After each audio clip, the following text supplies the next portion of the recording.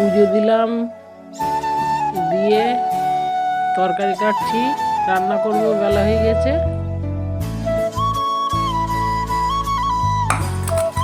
আজকে আমাদের মেনু এই যে কই মাছ দিয়ে ফুলকপির ঝোল আর মাংস হবে।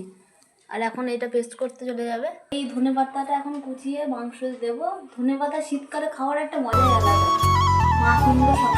দাদু জানলার ওই পাশ থেকে বলছিল গাছের পেয়ারাগুলো পাখিকে পেড়ে নিয়ে যাচ্ছে, বাবা বাড়ি এলে পেড়ে নিতে বলিস।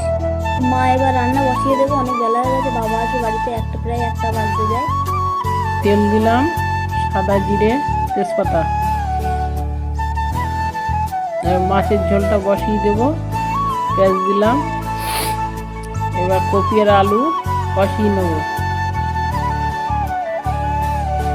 হলুদ দিয়ে লবণ দিয়ে কষিয়ে নিয়ে গরম জল দেব। মাছের ঝোল হয়ে গিয়েছে, এইবার মাংসটা বসাবো। আমার কর্তা বাড়িতে এসেছে, মেয়ে বাজার গোছাচ্ছে। ডাল, বিউলির ডাল, কদবেল আর পান নিয়ে এসেছে।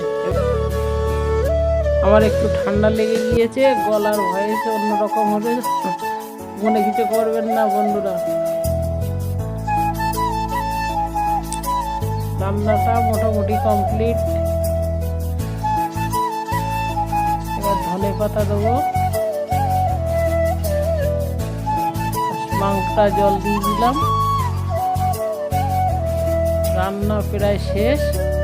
ধনে পাতা দিয়ে গরম মশলা দিয়ে নামিয়ে দেবো। ভিডিওটা কেমন লাগলো কমেন্ট করে জানাবে। আর হ্যাঁ, সাবস্ক্রাইব করতে ভুলবেন না, আবার নতুন ভিডিও নিয়ে আসবেন।